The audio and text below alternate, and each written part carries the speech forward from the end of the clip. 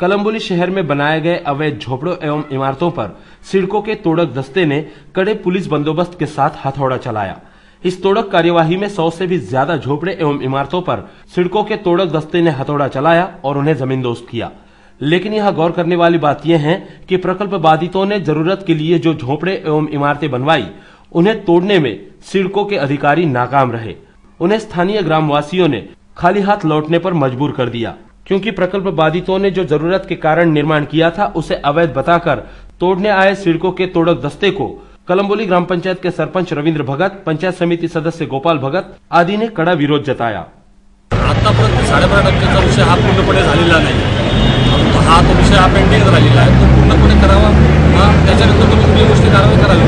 तर आम्हाला 12.5% दिलंच नाही, काही काही जागा तुम्ही संपुष्टांची घेतली नाहीये। त्या जागेत आमची मागणी आहे की आम्हाला आमचे प्लॉट आम्हाला द्यावं। पण तसं दिलं जातं तुम्ही बिल्डरला, प्रायव्हेट बिल्डरला देता आणि थोडे कारवाई चालू करता। तर आमचा एकच म्हणणं आहे, 200 मीटरपर्यंत जी मंजूर केलेली आहे, 200 मीटरपर्यंत जागा सुद्धा घेईल, त्याच्यानंतरच कारवाई काही लोकांना नोटीस दिलेल्या आहेत। पण त्यांना आम्ही एकच सांगितलं, नोटीस देता नोटीस देता, पण त्याच्या अगोदर आमच्या गरजेपुढीचं घर बांधलेलं आहे ते मंजूर करा, नंतर नोटीस द्या।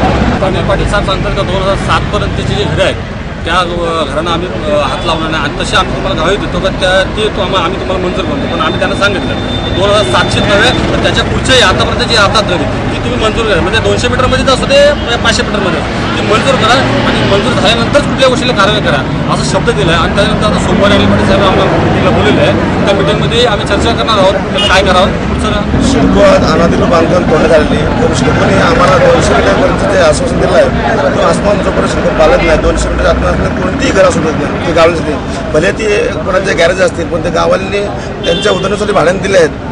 ते जोपर्यंत फायनल होत नाही तोपर्यंत सिडकोने कुठे अशी कारवाई तोडची कारवाई करू नये अशी आम्ही आता सिडकोकडे मागणी केली आहे। त्यांना तेच माहीत आहे सिडकोच्या अधिकाऱ्यांना कुठली जमीन आपण संपादन केल्यात, कुठल्या जमिनीचे पैसे शेतकऱ्याला मिळाले आहेत याची कल्पना नसताना प्रत्येक वेळी अधिकारी बदली होतात, त्यांना याची कल्पना नसते। पण असे कमीत कमी 20% लोक तर निश्चित ज्याने सिडकोला ताबा दिला नाही अजून, नंतर सीसी फॉर्मच तयार नाही तरी सुद्धा ती जागा म्हणजे मालकी सिडको 70 झाले जमिनी ॲक्वायर केल्या पण ठीक आहे, पण सिडकोने त्याच्यानंतर किती लोकांनी पैसे घेतले, किती लोकांनी जमिनीत ताबा दिला हे सिडकोने सुद्धा माझ्या मते पूर्ण माहिती घेतली। जोपर्यंत ते होत नाही तोपर्यंत आम्ही तोडायला विरोध करतो, जोपर्यंत फायनल होत नाही तोपर्यंत कुठल्याही बांधकाम अनाधिकृत बांधकाम असला तरी तो तोडायला परवानगी देणार। इस अवसर पर स्थानीय प्रकल्प बाधित भी बड़ी संख्या में उपस्थित थे। स्थानीय नेता एवं ग्रामस्थों का आक्रोश देखते हुए सिडको के तोड़क दस्ते को खाली हाथ लौटना पड़ा। इस तोड़क कार्यवाही के बारे में तोड़क दस्ते के प्रमुख अनिल पाटिल ने हमारे प्रतिनिधि को जानकारी दी। सिडकोच्या जागेवरती बांधकामं झालेली आहेत, जुनी आहेत, कच्ची आहेत, पक्की आहेत। ती 2077ची बांधकाम आहे, ती काढायचा आमचा कार्यक्रम केलेला आहे। 50 रुपये बाकी जागा सगळ्या आहेत त्या थोडं बांधकाम करतो तर 50 रुपये जागा नाही, 12% वगैरे नाही माझ्याकडे जे काय माहिती बांधकाम करतो आता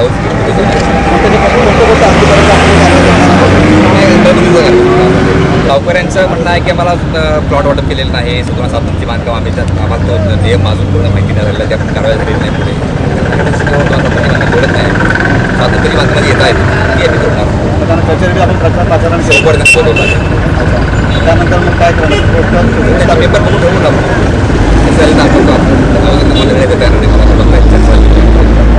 वहीं उपस्थित प्रकल्प बाधितों ने सिडको के खिलाफ अपना गुस्सा जाहिर करते हुए हमारे कैमरे के सामने प्रतिक्रिया दी। सिडकोच्या अधिकाऱ्यांनी आम्हाला कोणतीही पूर्वसूचना न देता ते डायरेक्ट बुलडोजर वगैरे घेऊन आलेले आहेत।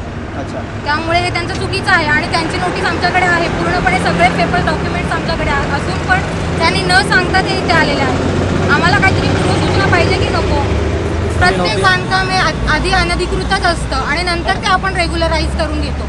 आम्ही सिडकोला तशी फीस भरून देणार आहोत ना, पण त्यासाठी आम्हाला मुदत पाहिजे की नको? दिलेली आता त्यांची सिडकोची नोटीस आम्हाला आलेली आहे, तिला आम्ही जबाब पाठवला आहे।